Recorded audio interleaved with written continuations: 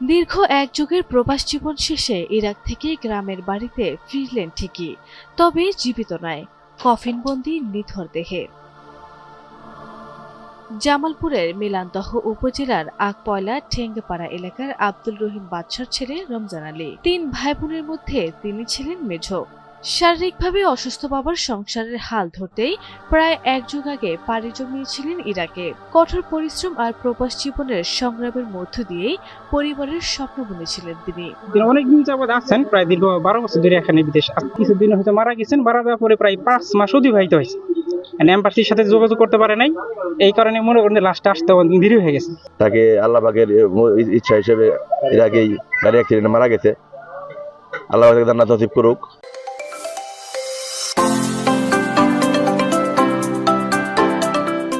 প্রবাসীর উপার্জিত অর্থে নির্মাণ করেছিলেন বাড়ি।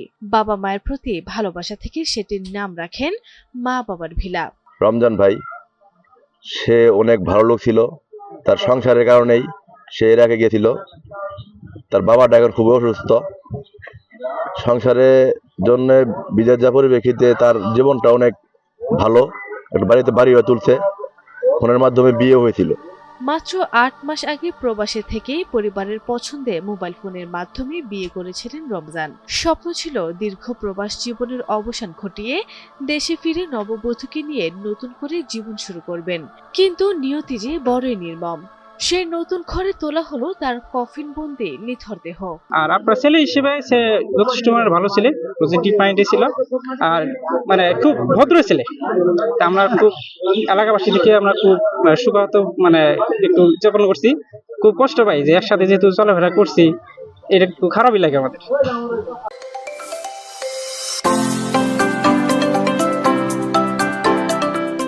গত ৩ জানুয়ারি ইরাকের সড়ক দুর্ঘটনায় মারা যান রমজান আলী। এরপর দীর্ঘ ৪ মাসেও দেশে আনা সম্ভব হচ্ছিল না তার মরদেহ। প্রিয়জনের শেষ মুখটুকু দেখার অপেক্ষায় দিন কাটছিল পরিবারের। পরে বিষয়টি নজরে আসে প্রতিবেশী আরিফুল ইসলাম তুহিনের। তিনি প্রবাসী কল্যাণ ও বৈদেশিক কর্মসংস্থান মন্ত্রণালয়ের সঙ্গে যোগাযোগ করে মরদেহ দেশে আনতে বিভিন্নভাবে সহযোগিতা করেন। প্রবাসী কল্যাণের মাধ্যমে আমি লাশটা এনে পৌঁছে দেই।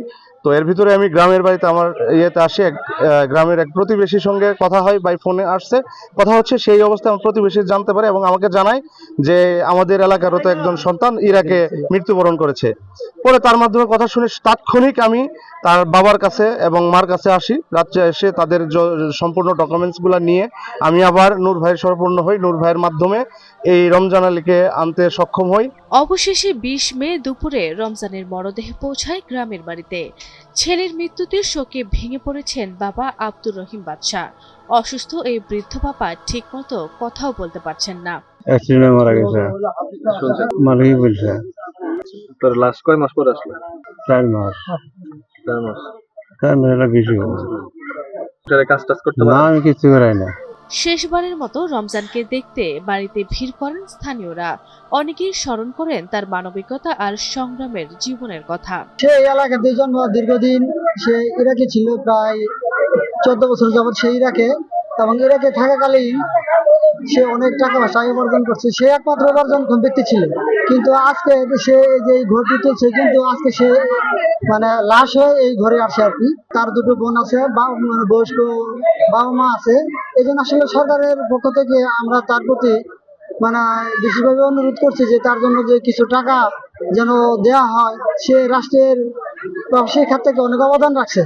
এক যুগের প্রবাস জীবন, হাজারো কষ্ট আর পরিবারের জন্য অসংখ্য ত্যাগ।